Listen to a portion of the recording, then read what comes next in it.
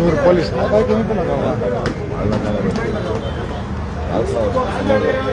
ಅಲ್ಲ, ಪೊಲೀಸ್ ಅಂತ ಬಂದು ಕಲೆಕ್ಷನ್ ಮಾಡೋದು ತಪ್ಪು. ಈ ಏರಿಯಾ ಪೊಲೀಸ್ ಅಲ್ವೇ ಅಲ್ಲ ಇವರು, ನನ್ಗೆ ಗೊತ್ತಿದೆ ಈ ಏರಿಯಾ ಪೊಲೀಸ್ ಅಂತ. ನಮಸ್ತೆ ಸರ್, ನಮಸ್ತೆ. ಯಾರು ತಾವು ಗೊತ್ತಾಗ್ಲಿಲ್ಲ. ನನ್ನ ಹೆಸರು ಮಹೇಶ್ ರೆಡ್ಡಿ ಅಂತ, KRS ಪಾರ್ಟಿಯ ಬೆಂಗಳೂರು ಉಪಾಧ್ಯಕ್ಷ. ನೀವು ಈ ಸ್ಟೇಷನ್ ಅವರಂತೂ ಅಲ್ಲ, ಹೆಬ್ಗೋಡಿಯಿಂದ ಹಿಡಿದು ಆನೇಕಲ್ FT ಪೊಲೀಸ್ ಅವರಂತೂ ಅಲ್ವೇ ಅಲ್ಲ. ಯಾಕಂದ್ರೆ ನನಗೆ ಪ್ರತಿಯೊಬ್ಬ ಪೊಲೀಸು ನನಗೆ ಪರಿಚಯ ಇರ್ತಾರೆ.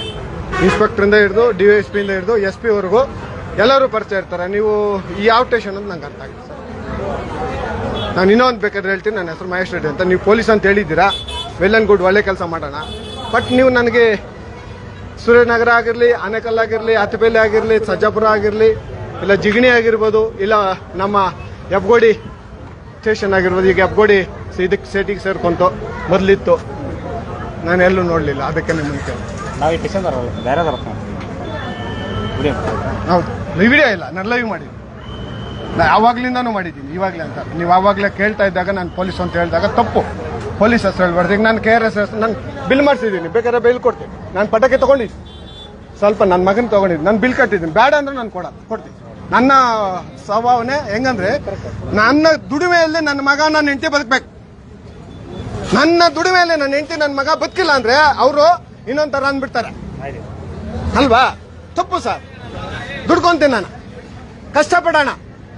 ನಾವಿರೋದೇ ಕಷ್ಟಪಡೋದಕ್ಕೆ. ನಾಚಿಕೆ ಮಾನ ಮರ್ಯಾದೆ ಬಿಟ್ಟು ಎಲ್ಲ ನೋಡಿ ವೀಕ್ಷಕರೇ, ಪೊಲೀಸ್ ಹೆಸರಲ್ಲಿ, ಅಧಿಕಾರಿಗಳ ಹೆಸರಲ್ಲಿ ನೋಡ್ತಾ ಇದ್ದೀರಾ. ರಾಜ್ಯ ಸರ್ಕಾರ, ಮುಖ್ಯಮಂತ್ರಿಗಳೇ, ನಿಮಗೆ ನ್ಯಾಯ ಇದೆಯಾ? ಅನ್ನ ತಿಂತೀರ, ಮನ್ ತಿಂತೀರೇನ್ರಿ ಮುಖ್ಯಮಂತ್ರಿ? ಇಂಥ ಅಧಿಕಾರಿಗಳನ್ನ ಕಲೆಕ್ಷನ್ ಏಜೆಂಟ್ಗಳಾಗಿ ಬಿಟ್ಟು, ಏಜೆಂಟ್ಗಳಿಗಾಗಿ ನೀವು ಅಲ್ಲಿ ವಿಧಾನಸೌಧದಲ್ಲಿ ನಡೆಸ್ತೀರಂದ್ರೆ ನಿಮ್ಗೆ ಮಾನ ಮರ್ಯಾದೆ ಇರಬೇಕು. ನನ್ನ ಹೆಂಡತಿ ಮಗನಿಗೆ ನನ್ನ ದುಡ್ಡಲ್ಲಿ ಪಟಾಕಿ ತೆಗೆದುಕೊಡ್ತೀನಿ, ಅವರು ಬಂದು ಭಿಕ್ಷೆ ಬೇಡಿ ತೆಗೆದುಕೊಡ್ತಾರಲ್ರಿ ಅವ್ರ ಹೆಂಡತಿ ಮಕ್ಕಳು ಪಟಾಕಿಗಳು. ಮಾನ ಮರ್ಯಾದೆ ಇದೆಯಾ ನಿಮ್ಗೆಲ್ಲ? ಮೂರು ಬಿಟ್ಟು ನಿಂತಿದ್ದೀರಿ. ಏನಕ್ಕೆ ನೀವೆಲ್ಲ ಅಧಿಕಾರಿಗಳ ವಿಧಾನಸೌಧದಲ್ಲಿ ಕೂತ್ಕೊಂಡು ಬಡಾಯಿ ಕೊಚ್ಕೊಂತೀರಲ್ರಿ? ನಾನು ಚೀಫ್ ಮಿನಿಸ್ಟ್ರು, ನಾನು ಉಪಮುಖ್ಯಮಂತ್ರಿ, ನಾನಿಂದು ಅದು ಅಂತ ನೋಡ್ರಿ. ಇಂಥ ಭ್ರಷ್ಟಾಚಾರವನ್ನ ಕಡಿವಾಣ ಹಾಕ್ರಿ. ನಾಚಿಕೆ ಆಗ್ಬೇಕು. ಥೂ ಚೀ ಅಂತ ಇದಾರೆ ಜನ ನಿಮ್ಮನ್ನೆಲ್ಲ.